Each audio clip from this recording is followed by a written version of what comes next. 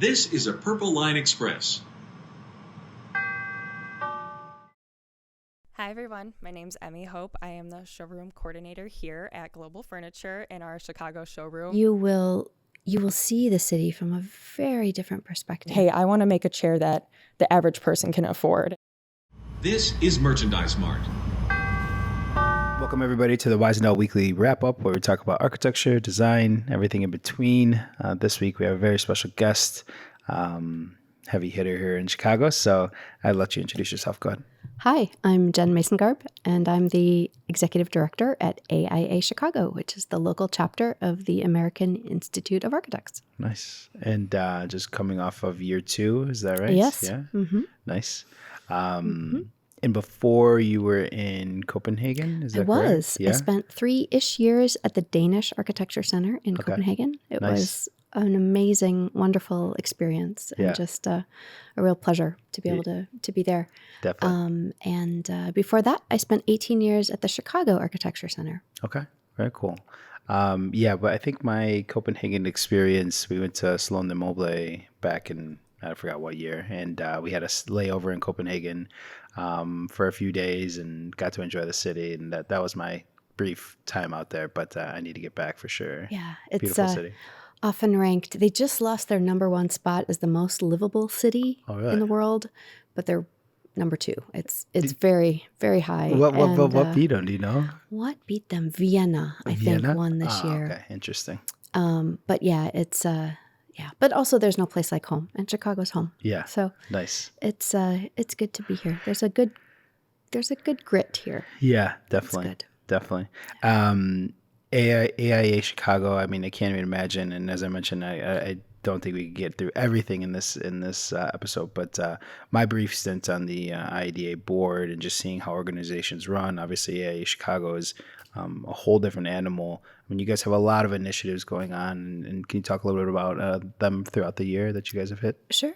Maybe I'll just give you a sense of the scope or size of who we are. Mm-hmm. So as the local chapter of AIA, our boundaries are actually quite compact. We have the city of Chicago, up the North Shore, and Lake County. So it's not suburban Chicago, really much of that. So it's a very compact chapter.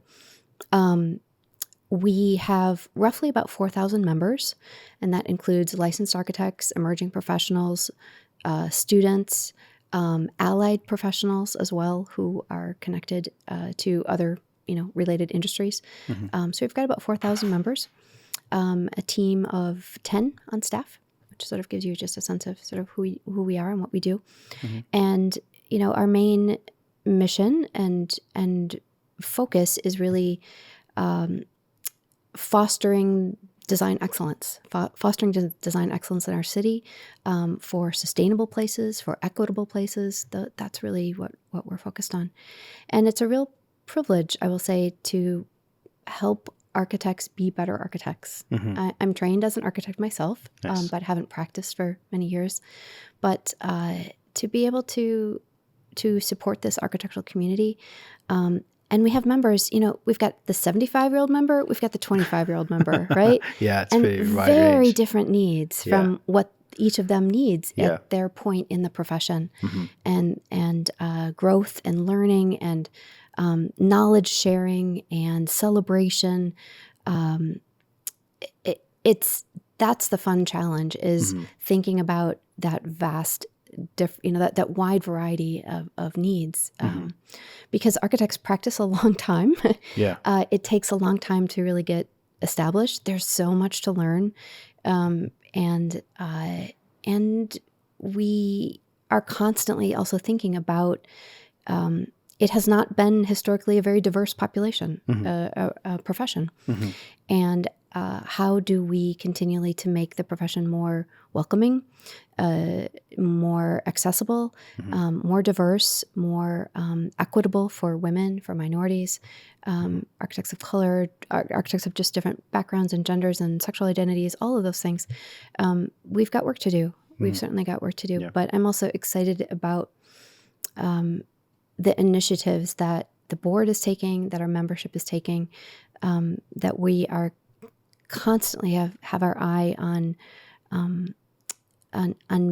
improving the profession. And like I said, that's a real privilege to be able to dig into that and think about that every day. And do you guys take any of the makeup of the 4,000 plus or 4,000 so and like dive into that data at all? And as far as like where they're from and, you know, for me, it would be interesting for like schools too, right? Seeing where the demographic of schools and the makeup of the schools too. Yeah. I mean, obviously we do have a lot of students that come here from around the world, come here from around the country and go to IIT, SAIC, UIC and stay, which is great.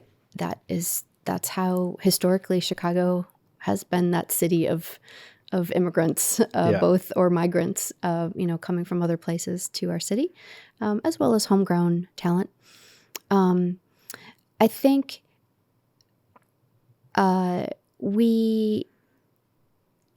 when I talk to new transplants who have come here after school, typically the story I get is, I came here for a class, or I came here on a vacation, or I came here and I saw things that I learned about in class, in a book, and I saw them in real life, and I fell in love with the city. Because there is no other city really that has this love of architecture, I think, really than Chicago. Yeah. Just that deep love of the city's history of architecture as well as the contemporary buildings. I mean, the fact that our cab drivers know the names of buildings is really says something. Yeah. The fact that everyday Chicagoans could probably name a Chicago architect. And that doesn't happen in a lot of cities. So very true. It's really special to be a part of that culture. Yeah. And admittedly, I've never been on the architectural boat cruise. I know. You guys hear it first here for millions of fans.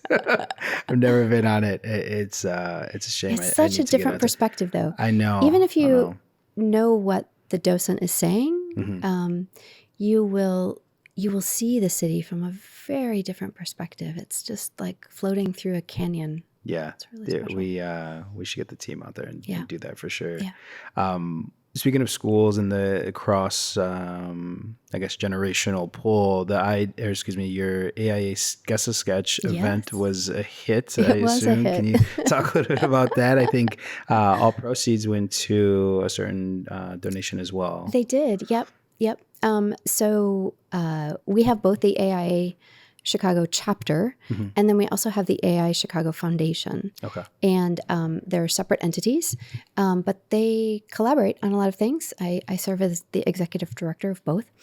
And we borrowed Guess a Sketch from AIA New York, which has hosted this for many, many years, and they were incredibly helpful to give us sort of the logistics of how it runs, and how it all works. In short, it is architectural Pictionary, but the twist is that high-profile architects sketch and teams of architects guess. Okay. So it's not typical Pictionary where everybody's both sketching and guessing. The high-profile architects sketch and then the teams guess. It functions like your typical sort of bracket single elimination NCAA kind of brackets of those best of three, single elimination. We had 8 teams, and then a winner at the end. Perkins and Will won this year for the first time as our first event. And then our sketchers were people like Carol Ross Barney, Joel Valerio, Juan Moreno. Who am I missing here? Linda Searle, John Ronan, and Dan Wheeler. It was those 6. Okay. And there are 2 people sketching the same building at the same time. So the teams have a couple different views of the same building. Oh, interesting.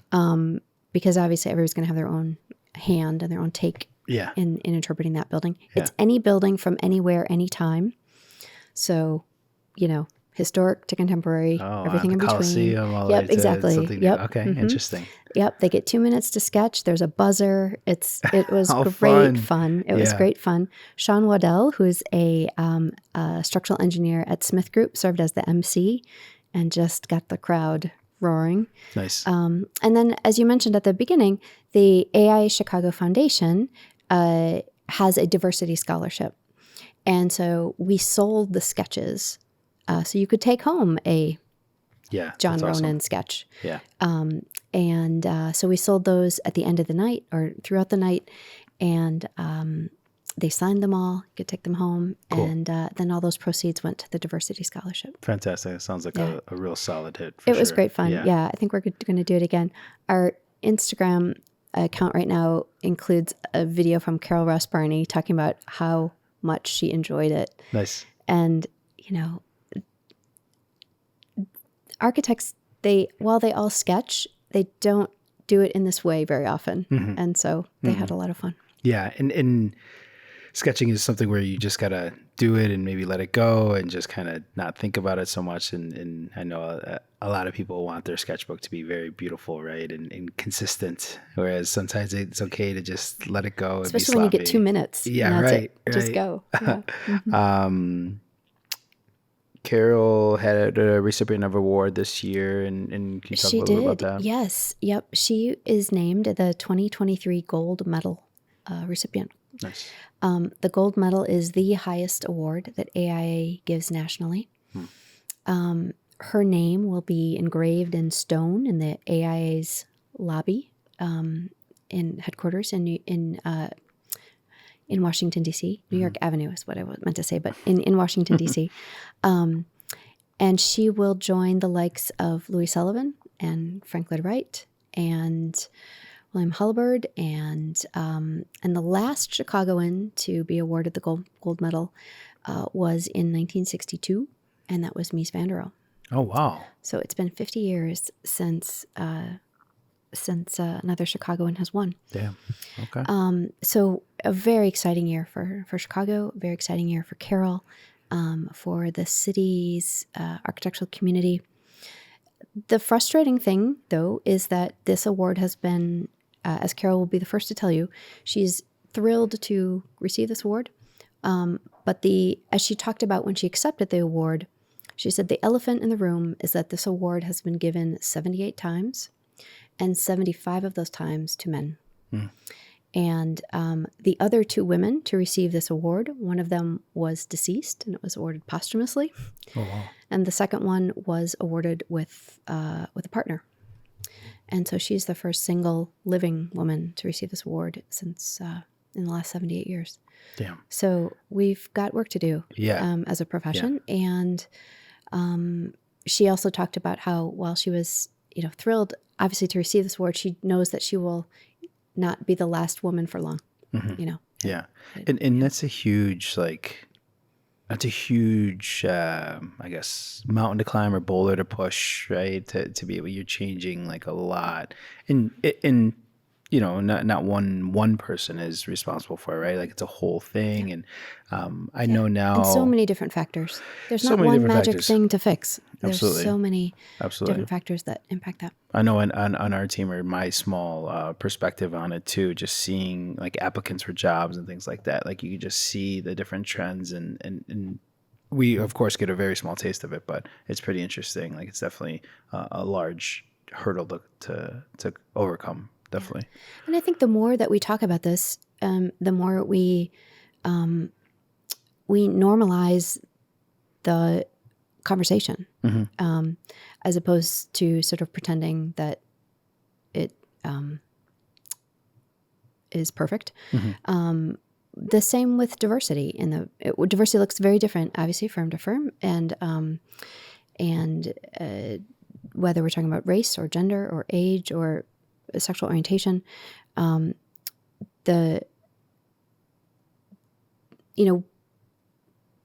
we want to have that conversation with firms at all levels of when they think about leadership in the firm, that it's not just performative. That's not just, for the sake of putting someone in a position that they need a seat at the table to be meaningful. They need to have a meaningful voice. And I think it's about raising a generation of leaders that is also constantly asking, who's not here? Who's not at the table right now? last year, this year, the AIA convention was in San Francisco. Last year, it was here. Next year, it is in DC, Washington. Yes, right? exactly. Yeah, so going back to the hometown. And I guess, what are some of the conversations? Were you in attendance for 2022? Obviously, it was here. Yeah. I guess, are those conversations still the same throughout the years, or what's that like? That's a good question. I think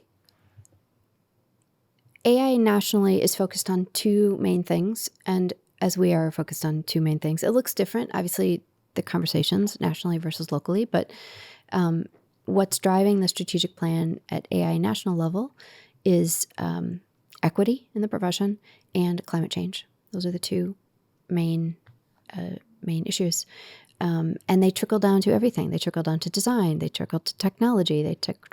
They drive, or not even trickle. I mean, they're driving a lot of those. It touches all the different areas. So I think you saw that at the conferences of those issues. At the end of the day, an architect takes an oath around health, safety, and welfare. Right, the building has to achieve those things. That's for the public, right? The health, safety, and welfare of the people that inhabit the buildings. Yeah. And so those things are important with this other lens of who is creating that building, what are those decisions like in creating that building, not only for the planet, but for the people that make it and inhabit it. And that's the question, is how do we get a profession that is more reflective of the people that we are designing for? Yeah, and those are two grandiose big ones too, right? And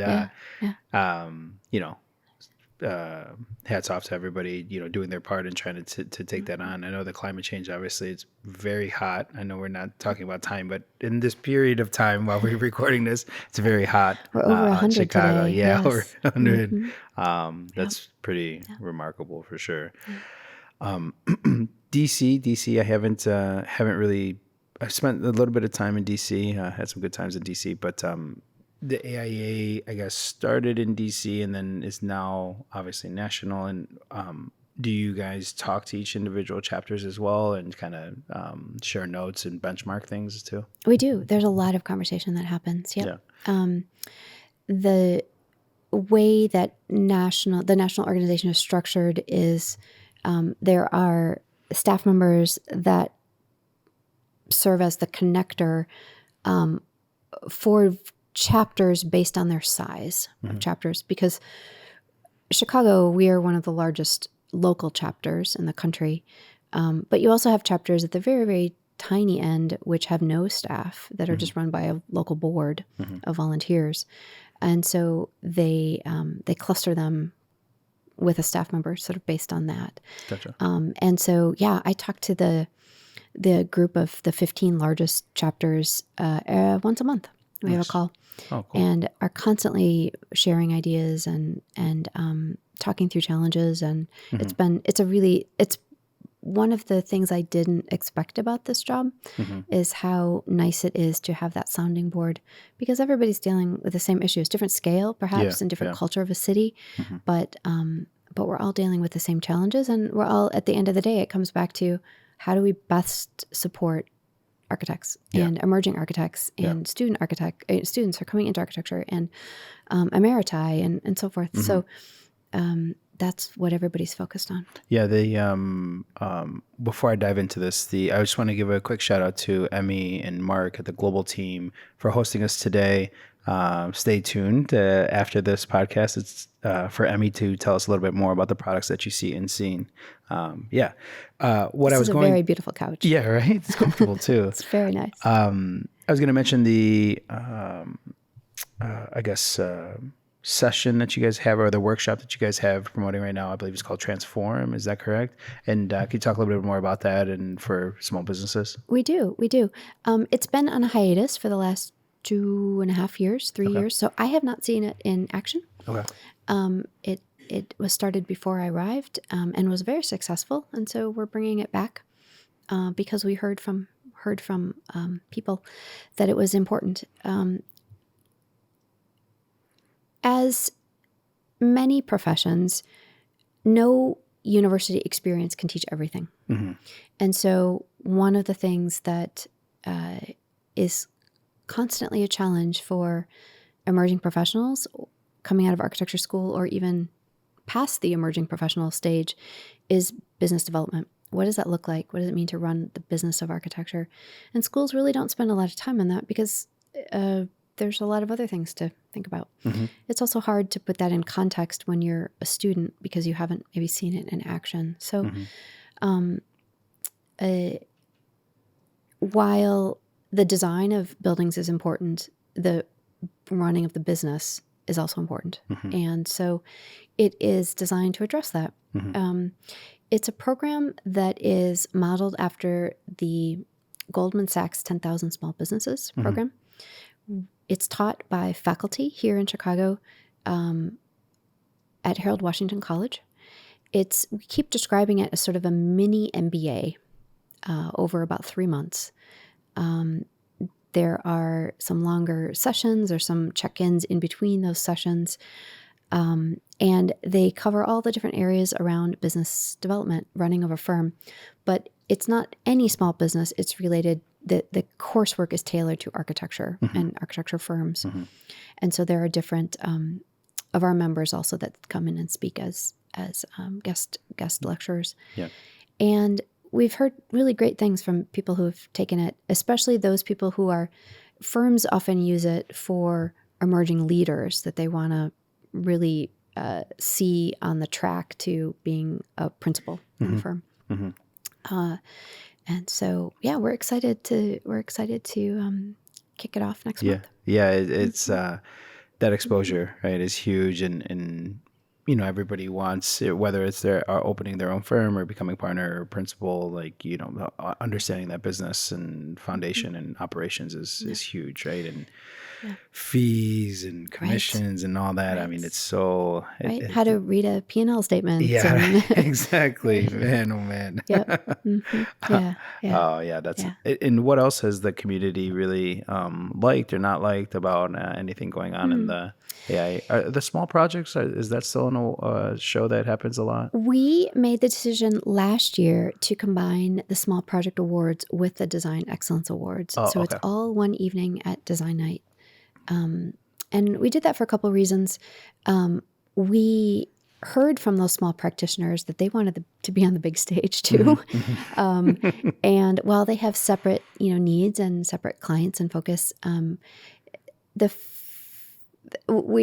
heard from one who said, "Why is it that ours are called Small Project Awards and the others are called Design Excellence Awards?" Like, we're excellent as well. And of course, she was absolutely right. Yeah. So we combined the event into Designight, and now we recognize projects from extra small to extra large. Nice. And where's Designight this year? Designight is being held at the Harris Theater. Okay. In the theater itself for the awards program, and then there's an after party on the rooftop of the Harris Theater. So, nice. Yeah. And the theater. In the past, Designight had been the same for many, many years. Very successful. People loved it. But one of the challenges with it is that it was the awards and the party were together as one event.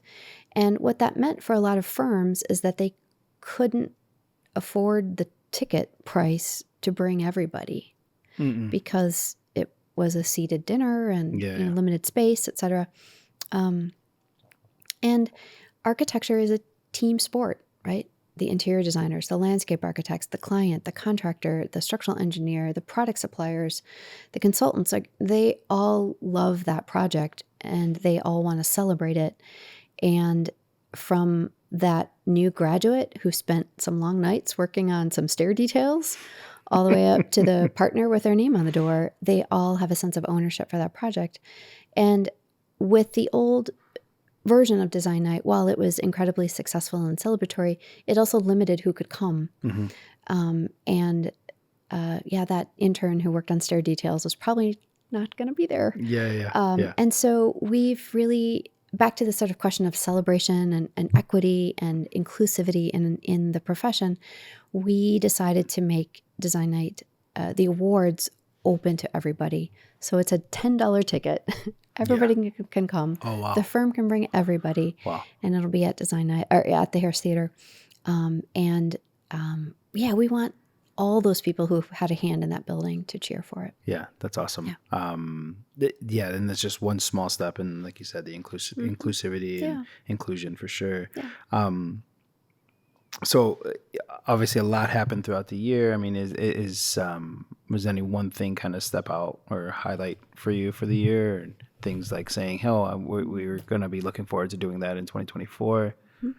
We, I think Guess a Sketch surprised us all at how much fun people had. We were observing what New York was doing. Yeah. But until we did it, it was surprising.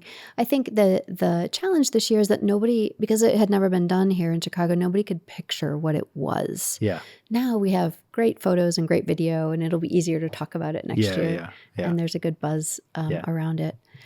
So I think the plan is to do it again next year. Nice. I think other highlights for this year have been also around, we launched a program this year called Third Thursdays. Mm-hmm. And that was a series of programs on the third Thursday of the month where we highlighted different members. So we, in the winter, for example, we did one in March on Women's History Month, for Women's History Month, and we looked at 4 of our members who are tackling different issues around gender in the workplace, whether that be licensure, whether that be the pipeline to professional growth, whether that be around, I don't know, we look at sort of from different perspectives, all the way to we put together a conversation in April with the Lifetime Achievement winner and the Young Architect winner in conversation with each other. Nice. Sort of, we called it our bookends event, sort of looking at the two ends of the professional practice. Coincidentally, the Lifetime Achievement winner for 2022 was Ralph Johnson from Perkins & Will. And in 1985, he was the Young Architect of the Year. Oh, wow. In that year. So he has received both awards now. Oh, interesting. And so we paired him with Bria Page, who was the 2023 Young Architect winner. That award is sponsored by the foundation, and so it was fun to sort of again highlight the two sides, the chapter and the foundation, and bring these two people together from different ends of the career path and so forth. So I think we'll do Third Thursdays in some form again next year. Cool. But it was fun to be able to highlight the work of our members, highlight interesting things. We had another session where we brought together, I think we've worked hard in the last couple of years also to bring together the allied organizations in Chicago together for more things. So when we talk about allied organizations, we're talking about other membership-based organizations that are around architecture. So the National Organization of Minority Architects, of which the Illinois chapter is here. We have members on our board who are also on NOMA's board. Arquitectos, which is the Hispanic Society of Architects, Chicago Women in Architecture, Arquitina, which is a new organization focused on Latina architects and getting licensed. Cool. And we brought those groups together because they're all doing something also in K through 12 of some sort, plus the Chicago Architecture Center, plus Territory, plus Mobile Makers, et cetera. We brought groups together who are doing anything with K through 12. And we did sort of a mini volunteer fair. How do you get involved in K through 12 programming in architecture? We're hosting a holiday party with those same groups this year. Cool. We're having one joint holiday party at the Chicago Architecture Center. Nice. With all the groups. So that'll be a big blowout rather than for sure. having to figure out which of those parties you want to go to, there's just one big one. So no, that's smart for sure. I think that's been maybe the watchword for this year is collaborations. Looking sideways, not just looking forward, looking who else is around, who else can we uplift, who else can we support, who else can we celebrate, how do we be more inclusive, like I said, who's not at the table? That's what we want to ask that question. And Yeah, on that note, I mean, how do you stay fresh personally? Like, what do you find inspiring either throughout the city or elsewhere? It doesn't have to be, you don't have to answer Chicago inspiration, but how do you like stay inspired for your creativity as well? Travel is good. Yes. Seeing new places. I don't sketch as much as I would like to, but I love to pause and do some sketching. Yeah. I also really enjoy, I get inspired in this role by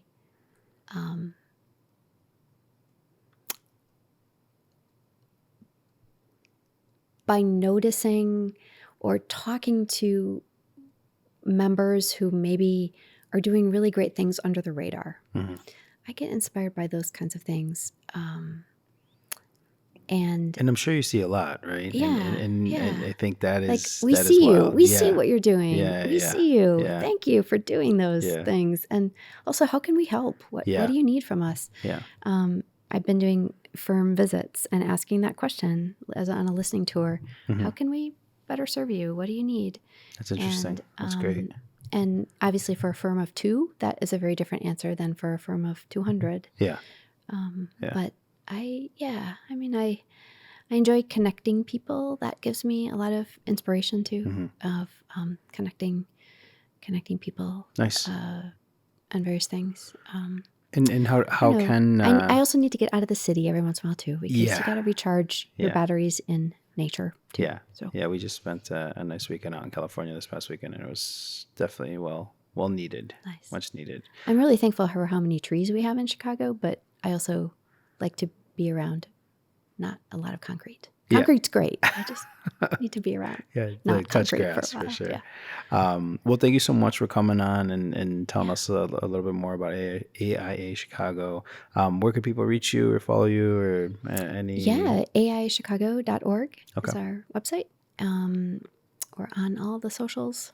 And I guess if people want to write, they can write to Member Voices at AIA Chicago. It's a mailbox that we all receive on staff. So we all get messages to Member Voices at AIA Chicago. And Like even if you're not a member. Snail mail or No, or like email? Like an email. Yeah. Oh, okay. I thought you were going snail mail. I was like, wow. Member Voices at Okay. AIAchicago.org. And even if you're not a member, we'll still read your message. There you go. You don't have to use, it can be anybody. But yeah, Awesome. there's no better city to celebrate architecture. So we're pretty fortunate to be here. Awesome. Well, thank you again, Jen, and I appreciate it. Thanks. Thanks for the opportunity, Felix. Yeah.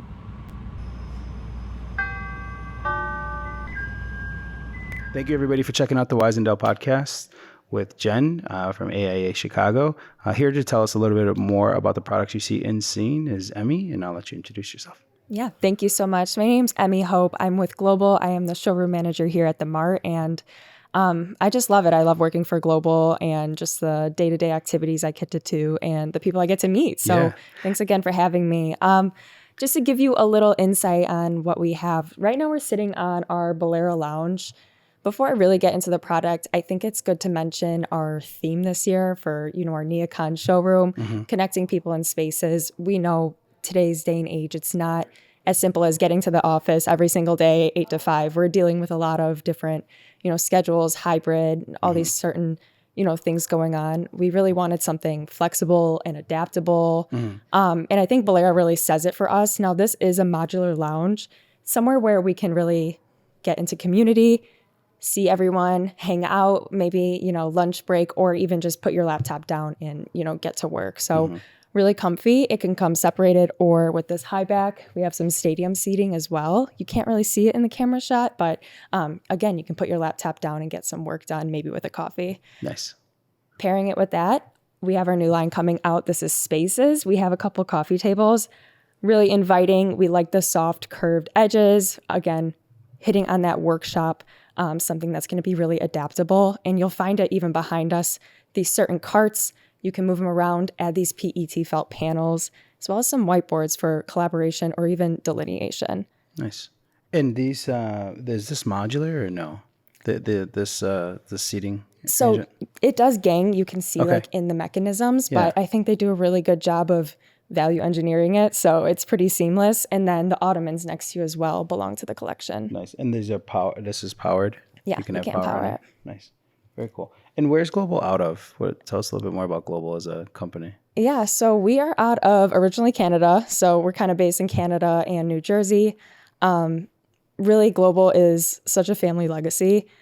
It came from Saul Feldberg. I mean, he started from the ground up. He more out of, survival rather than, or a vision rather than anything else. So really thinking, hey, I want to make a chair that the average person can afford. And it really bloomed out of that. So a really amazing story that's still in the family. And we really just want to make good product for the common person. So I think it's a, wholesome story there. Nice. Lastly, I do want to introduce our Princeton line. You see those amazing plants behind you just thriving. That's actually something we spec out. So you can do some planters. It's really a 1,000 component case good line. So whatever kind of laminate or wood veneer, whatever kind of solution you might need, I think Princeton is a sleek and affordable way to go for it. We also do these adorable cushioned ottomans. They are in casters, so you can move them around wherever you go. So I typically put my feet up after a long day on those. Yeah, right. And where can people follow you or follow Global or reach out to you? LinkedIn, Instagram, Global Furniture Group. I believe we have a Facebook as well. And check out our website too. Cool. Well, thank you for the hospitality today, and look forward to doing more for sure. Thanks so much, Felix. Alrighty. Your safety is important. If you observe unattended packages, vandalism, or suspicious activity, inform CTA personnel immediately. Doors closing.